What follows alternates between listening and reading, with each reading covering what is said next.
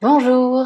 Alors aujourd'hui, je voulais tenter un truc. En fait, souvent sur Instagram, vous me demandez telle personne a fait cette vidéo, qu'est-ce que t'en penses? Et soit j'ai pas regardé les vidéos, en général ça me prend du temps, en général c'est pas forcément des vidéos que je regarde moi-même, mais à chaque fois je trouve ça quand même intéressant de regarder les vidéos qui sont faites sur la perte de poids, sur l'alimentation intuitive, sur voilà, tous ces sujets autour du corps et de l'alimentation, et de les décortiquer et de comprendre en fait quelles sont les choses qui peuvent poser problème ou en tout cas qui peuvent vous faire culpabiliser. Parfois, quand nous on regarde une vidéo, on se dit ouais, trop cool, c'était super bienveillant et en même temps, je sens que je culpabilise un petit peu et pour autant on n'arrive pas à mettre le doigt de pourquoi je ressens ça. Du coup, l'idée que j'ai eue, c'est que je vais prendre des vidéos, je vais commenter en direct. Le but, c'est pas de dire cette vidéo elle est nulle, pas du tout. C'est vraiment essayer de vous donner des outils d'observation pour que ça puisse vous aider, vous, quand vous regarderez d'autres vidéos, que vous ayez un petit peu plus les armes pour analyser et comprendre ce qui vous gêne peut-être dans ce que la personne dit. Voilà, donc pour cette première édition, je verrai si j'en fais d'autres. J'ai pris une vidéo assez récente de Sissi Mua qui s'appelle Garder la ligne en confinement. Alors déjà c'est un sujet qui me touche particulièrement, j'en ai parlé un petit peu sur Instagram, mais je trouve qu'en cette période de confinement, on joue beaucoup sur cette peur de prendre du poids parce qu'en fait les gens ont vraiment peur de prendre du poids. En revanche, de la part de coachs sportifs, le fait de jouer sur cette peur et de dire attendez, je vais vous donner tous les conseils pour ne surtout pas prendre de poids, je trouve que c'est assez malsain parce que au contraire les gens ont besoin d'être rassurés sur le fait que c'est ok s'ils prennent du poids. En fait, ton organisation est complètement bouleversée donc ça paraît logique et il n'y a rien de grave à ça. Après, j'ai absolument rien contre le fait qu'ils proposent des exercices de sport, c'est cool. Mais voilà, mettre l'accent sur la perte de poids comme si c'était quelque chose d'important, d'essentiel pendant cette période-là, au lieu de rassurer les gens, ça me gêne un petit peu. Mais voilà, on va voir ce qu'elle dit dans la vidéo.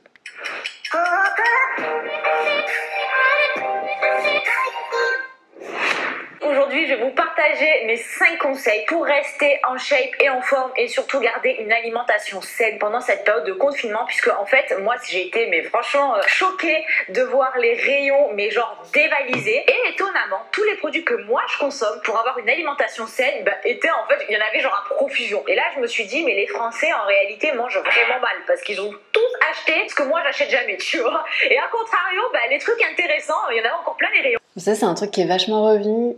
Sur Instagram, on a vachement critiqué les gens qui achetaient des pâtes et du riz. J'ai vu plein d'influenceuses aller dans les rayons et dire mais vous vous rendez compte, c'est scandaleux, tous ces produits de merde, ces pâtes, ces riz, tous ces produits nazes, tout le monde les a achetés alors que les lentilles, les légumineuses, les fruits et légumes, personne n'en a acheté. Moi je trouve qu'au contraire c'est plutôt positif que les gens se soient rués vers des choses basiques, sur des glucides qui tiennent au corps longtemps. C'est simplement le reflet pour moi que les gens en fait ont besoin d'être rassurés pendant cette période, et les aliments avec lesquels ils sont le plus familiers et qui se conservent le plus longtemps et qui nous permettent de tenir dans la durée, c'est-à-dire ne pas avoir faim toutes les heures, ouais, c'est du riz, des pâtes. C'est des choses qu'ils savent cuisiner, qui savent que leurs enfants aimeront. Et donc je trouve ça assez rassurant au contraire que les gens, dans ce moment un petit peu compliqué, mettent la priorité sur le long terme, sur la sécurité, sur ce qui les rassure, plutôt que sur leur régime alimentaire qu'il faut absolument qu'ils tiennent. Et au contraire, je trouve ça assez grave de continuer, même dans ce contexte, à diaboliser ces aliments. En fait, il faut se rappeler quand même que ce ne sont pas du poison, ces aliments qu'on achète, c'est la vraie nourriture. Les pâtes, le riz, c'est quand même des choses assez basiques qu'on mange dans le monde entier. C'est des aliments qui tiennent au corps dans la durée, c'est des aliments qui se conservent très bien. Donc il n'y a absolument aucun problème à acheter en priorité ces denrées-là. Et c'est important aussi de voir le côté psychologique en fait, le côté rassurant que peuvent avoir ces aliments-là, parce qu'on sait que dans ce contexte-là, on va avoir besoin d'être rassuré, on va avoir besoin de faire des choses, de manger des choses qu'on connaît, là où tout notre environnement est bouleversé, tout notre quotidien est bouleversé. Donc voilà, je pense que la dimension psychologique et émotionnelle est très importante à prendre en compte. Et voilà, je trouve ça dommage de diaboliser directement ces aliments-là. Le premier produit, je vous en ai déjà parlé, il s'agit des pâtes de lentilles corail. Donc les pâtes, elles ont été clairement dévalisées. Il n'y avait plus un sachet de pâtes traditionnelles dans les rayons, c'était hallucinant. Mais alors les pâtes de lentilles corail, il y en avait en veux-tu en voilà. Là, c'était pas le problème.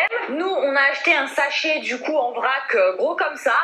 Voilà, on a fait notre petit stock. Et ça, c'est vraiment l'aliment à avoir parce que vous allez rester certainement beaucoup plus sédentaire qu'avant. Vous n'allez plus sortir, donc vous avez besoin de maintenir votre apport en protéines pour conserver vos muscles, surtout si vous faites un petit peu moins d'activité physique. Et les pâtes de lentilles corail, c'est genre the révolution. Ce sont des pâtes qui ont un indice glycémique ultra intéressant, mais surtout qui ont un apport en protéines très élevé. Et franchement, gustativement parlant, moi j'aime beaucoup. Vous avez aussi de pois chiches, de pois, etc. Perso, je préfère celle de lentilles corail. Donc c'est vraiment à intégrer dans votre alimentation. Nous en ce moment, on en consomme vraiment pas tous les jours, mais au moins un jour sur deux.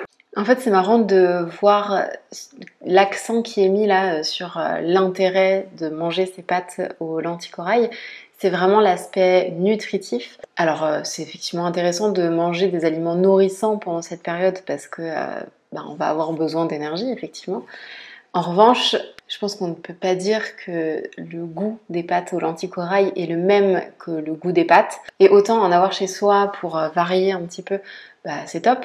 Autant remplacer complètement les pâtes par les pâtes de lentilles corail, le danger c'est qu'en fait juste on n'en puisse plus et qu'on soit assez frustré parce qu'en fait dans notre tête on est en train de manger des pâtes et on n'a pas du tout le goût ni la texture des pâtes. Donc même si c'est très bon, ça n'est pas des pâtes. Et encore une fois, dans cette période compliquée, on a besoin de manger des choses qui nous font plaisir, qui nous font du bien. Et c'est vraiment important de ne pas mettre cette notion de plaisir, de réconfort de côté pendant cette période.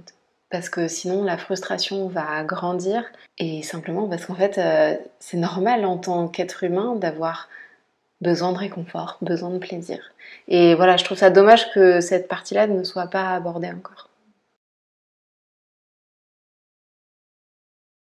Deuxième aliment aussi que je vous recommande, donc là c'est une boisson, il s'agit du kombucha, c'est une boisson fermentée, c'est-à-dire qu'elle contient des cultures, c'est des cultures de kombucha d'ailleurs, je crois que ça vient de là. En gros ce sont des micro-organismes vivants, c'est un petit peu comme la bière, vous savez la bière aussi c'est fermenté et il faut évidemment l'acheter non filtré et non pasteurisé parce que la pasteurisation tue les micro-organismes et du coup vous perdez tous les bénéfices de cette boisson. Donc cette boisson, en vous apportant des micro-organismes, elle va en fait cultiver votre flore intestinale, vos bons micro-organismes à vous qui vous aident à rester en bonne santé et avoir un bon transit parce que ça c'est pareil quand on est sédentaire, surtout nous les femmes on a tendance à devenir constipées très rapidement et consommer ce genre de boisson c'est ultra facile en fait pour améliorer son transit. Franchement c'est la meilleure des solutions pour pas être constipé parce que alors, déjà qu'on est à la maison, si en plus on se tape la constipation, bonjour hein. Bon alors là pour le coup j'ai jamais goûté de kombucha, je sais même pas combien ça coûte mais le mettre dans ses indispensables de nutrition ça me paraît un peu exagéré.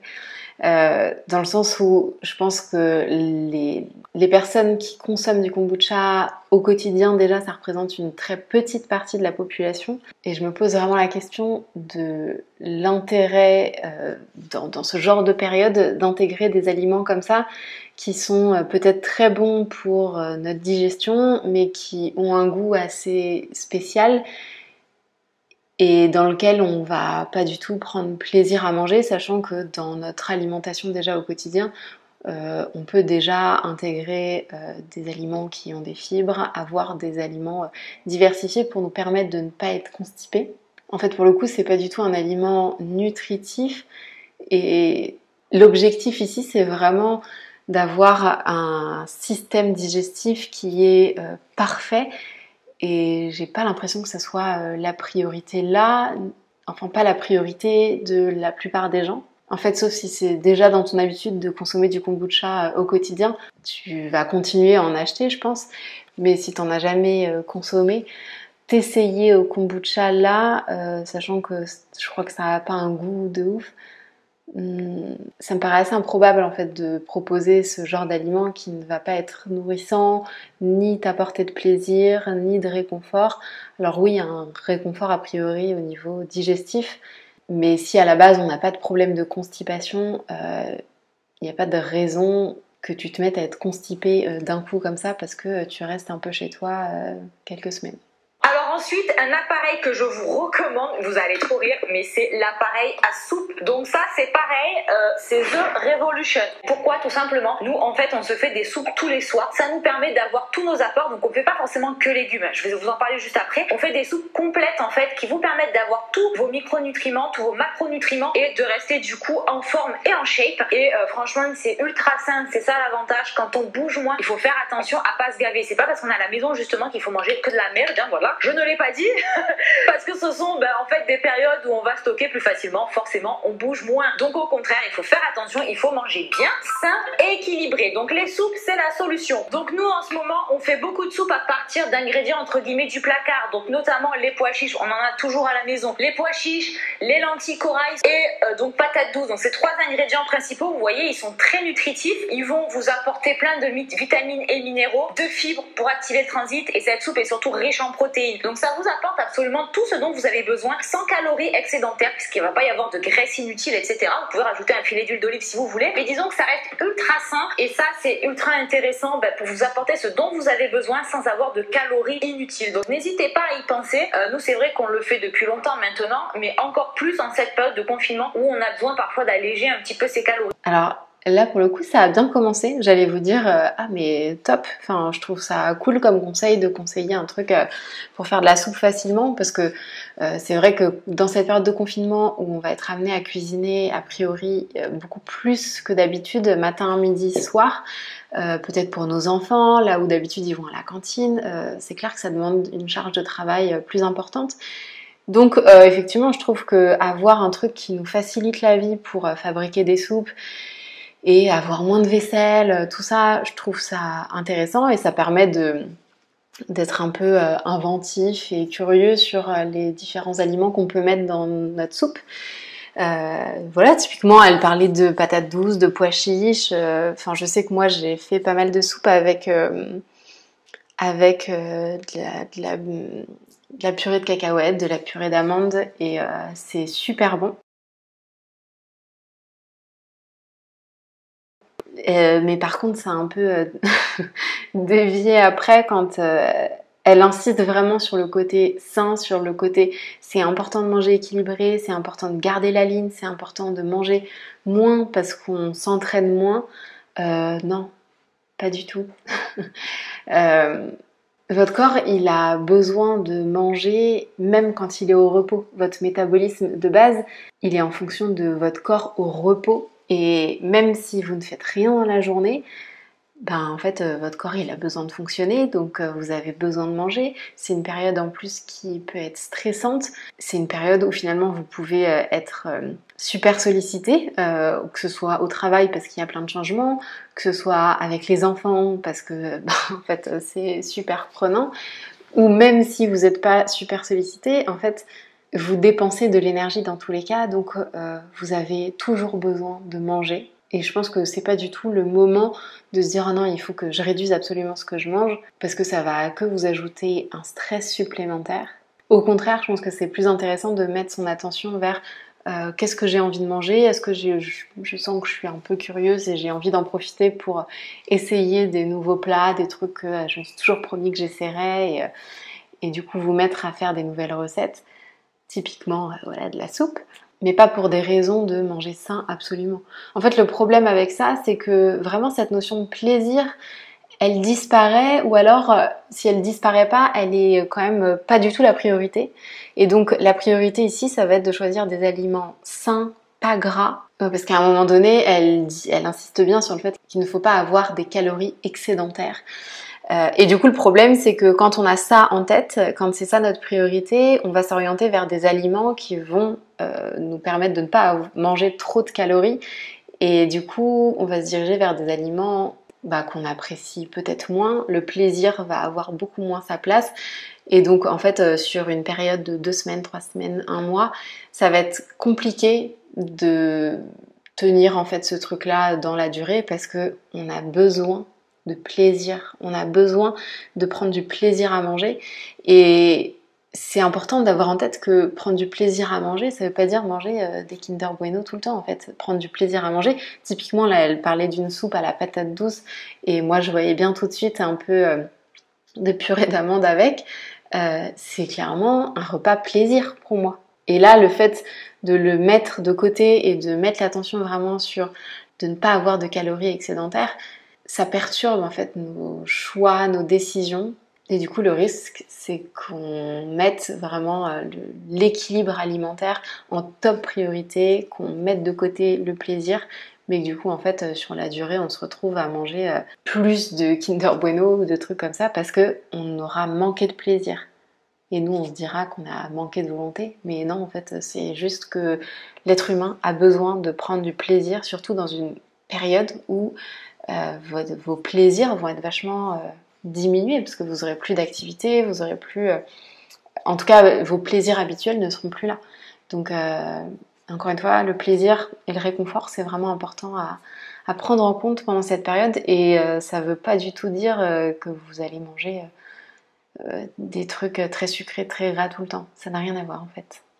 Donc ensuite, vous savez que je vous parle très souvent du muesli protéiné. En fait, ce qu'il faut que vous achetiez, ce sont les protéines flex. En fait, bon, là c'est la marque Foodspring, moi c'est ce que j'ai sous la main, mais vous pouvez les trouver en magasin bio aussi. Il s'agit de flocons de soja. Donc c'est en fait, c'est comme des flocons d'avoine, mais soja, c'est 100% naturel. Vous voyez, ce sont des petits flocons comme ça. En réalité, ça n'a aucun goût. Mais l'intérêt, c'est que c'est ultra riche en protéines. Donc là, pour vous donner en fait les chiffres précis, on est à 53 grammes de protéines au 100 grammes. Donc ça, absolument énorme. Vous pouvez en fait acheter des muesli traditionnels, sains évidemment, mais ceux qui vous font plaisir, et couper. Vous mettez par exemple 30 grammes, enfin 30 grammes, 30% plutôt.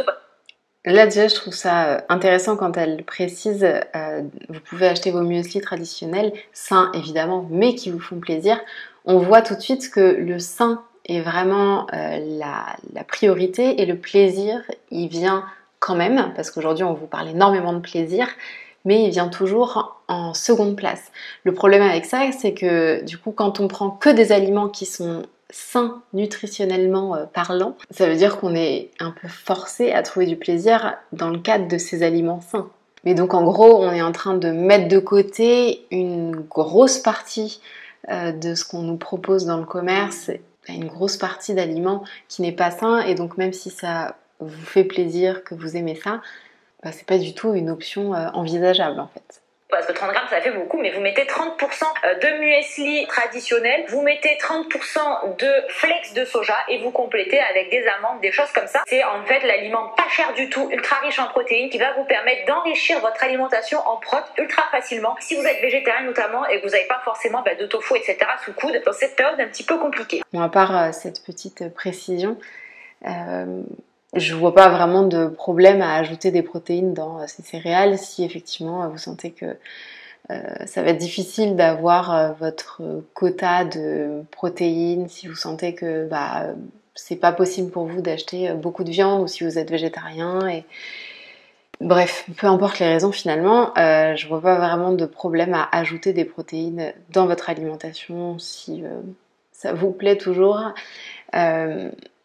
En fait, pour moi, le problème vraiment là-dedans, c'est plutôt le vocabulaire qui est utilisé et la diabolisation de certains aliments qui ne seraient pas du tout bons pour vous et à exclure complètement. Et ce qui est dommage, parce qu'au final, si on veut rajouter des protéines parce qu'on n'arrive pas trop à faire des plats protéinés pendant cette période-là, on pourrait très bien manger du granola et rajouter ces flocons protéinés en plus. Et du coup, avoir à la fois le plaisir qu'on a à manger du granola et ses protéines. Alors que là, non, on se retrouve avec du muesli sans sucre et ses protéines. Donc, le plaisir, il est parti. Après, encore une fois, je pense que le côté équilibre nutritionnel à maintenir absolument pendant cette période, il fait peur. Et du coup, on a vite l'impression que si on n'a pas absolument tous nos nutriments au quotidien pendant plusieurs semaines, notre corps va complètement se dégrader. Il faut quand même savoir que votre corps, il stocke des choses sur une longue période et que même si vous ne lui donnez pas tous les nutriments pendant une période donnée, votre corps va savoir gérer.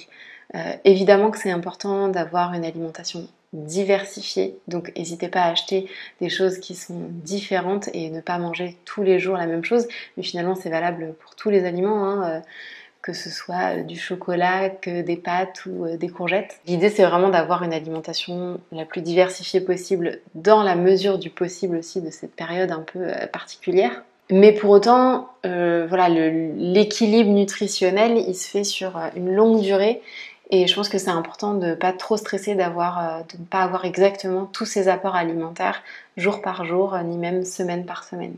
Et enfin, un autre aliment aussi que je vous recommande, notamment pour les végétariens, mais aussi pour les autres, c'est le sétan. Donc le sétan, c'est l'alimentation roi du végétarien. Donc pour vous expliquer, celui-là contient 20 grammes de protéines au 100 grammes. Donc c'est autant qu'un steak. Hein. C'est assez goûteux. Moi j'aime bien. Vous le faites griller, vous pouvez le faire caraméliser, revenir, le mettre dans une bolognaise. Vous pouvez en faire vraiment plein de choses. Ça peut vous permettre d'enrichir une fois de plus votre alimentation en protéines, puisque ce sont les protéines qu'il va falloir favoriser pendant cette période un petit peu sédentaire. Donc voilà, c'est pas cher. Franchement, je vous le recommande à 3000%. Nous, on en a aussi dans le frigo. Bah là, effectivement, ça peut être une bonne idée d'acheter du sétan si vous voulez diversifier un petit peu ce que vous mangez au quotidien. Si vous êtes curieux de découvrir d'autres aliments, ça peut être le moment d'essayer des nouvelles choses. Donc si ça vous tente, n'hésitez pas.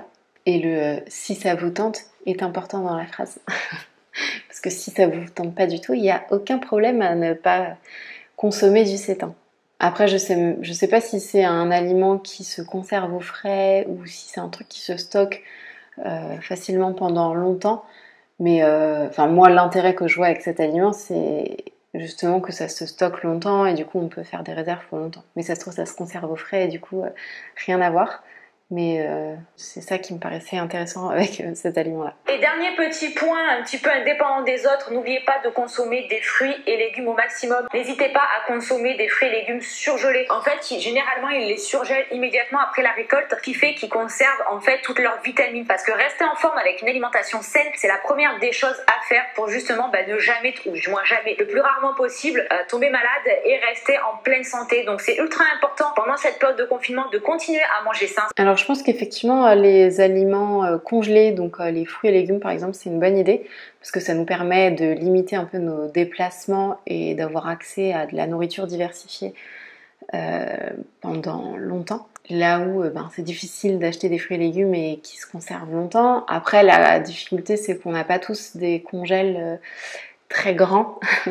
Donc encore une fois, je pense que la priorité c'est pas forcément de manger équilibré, mais plutôt de penser à la sécurité alimentaire de chacun, dans le sens je suis sûre d'avoir assez à manger pour le temps où je vais rester chez moi sans pouvoir sortir. Que ces aliments vous apportent un certain réconfort, un certain plaisir, parce que quand vous allez vous faire à manger 3 fois par jour, si vous n'éprouvez aucun plaisir à aller cuisiner, à aller manger, ça va être compliqué de cuisiner pendant longtemps en fait. Donc voilà, c'est vraiment important de mettre l'accent sur des aliments que vous aimez bien en fait. Mais clairement, avoir des fruits et légumes congelés à disposition, c'est une très bonne idée, c'est accessible et ça permet d'avoir des aliments diversifiés de manière plus simple peut-être que les acheter frais. Donc si je devais faire un récap un peu de cette vidéo, l'idée a priori c'était de proposer des astuces nutrition indispensables pour garder la ligne. Alors de toute façon l'angle proposé est pour moi un problème, comme je disais au début de la vidéo. Et en fait le truc sur lequel j'aimerais insister, c'est que ce qui me dérange dans cette vidéo, c'est pas tant les aliments qu'elle propose, parce qu'au final si c'est des aliments qui vous tentent, franchement, allez-y, soyez curieux, c'est top. Ce qui me dérange, c'est le vocabulaire utilisé. À un moment donné, elle parle d'aliments de merde, par exemple. Cette diabolisation, je pense qu'elle fait du bien à absolument personne. Elle crée juste de la culpabilité. Le vocabulaire aussi utilisé pour désigner des aliments qui sont sains et meilleurs que d'autres en fait, ça crée un peu une espèce de morale autour de ces aliments-là et on a l'impression d'être une meilleure personne si on consomme des aliments sains alors que ça n'a rien à voir en fait. Et le deuxième truc qui me dérange, c'est le fait de mettre vraiment l'accent sur l'équilibre alimentaire, faire attention à avoir vraiment tous ces apports, notamment en protéines, et faire attention à ne surtout pas dépasser ses besoins caloriques par jour. Et du coup, le danger, c'est vraiment d'être un peu obsédé par ça, de culpabiliser quand on ne mange pas assez sainement ou quand on mange trop. Et du coup de voir que le plaisir, le réconfort n'a pas vraiment sa place dans tout ça, je trouve ça assez dommage dans le sens où la santé d'un être humain, parce qu'à un moment elle en parle, ce n'est pas uniquement la bonne digestion, le bon apport exact de nutriments, c'est aussi sa santé mentale globalement, son bien-être mental. Et clairement, dans cette période compliquée, le bien-être mental, c'est un truc sur lequel il faut insister. Et le bien-être mental, ça peut aussi passer par la nourriture, surtout quand on est confiné chez soi.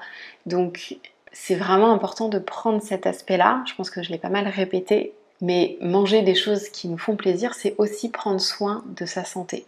Donc voilà, je pense que c'est important de prendre un peu du recul sur cette question de santé où on a l'impression que toute notre santé, elle est gérée par ce qu'on mange, alors que pas du tout. Ce qu'on mange, ça fait partie de ce qui va constituer notre santé, mais c'est une petite partie. À côté de ça, il y a plein de choses et c'est important de prendre en compte toutes ces autres choses qui contribuent à notre bonne santé physique et mentale. Voilà, j'espère que ce format vous a plu.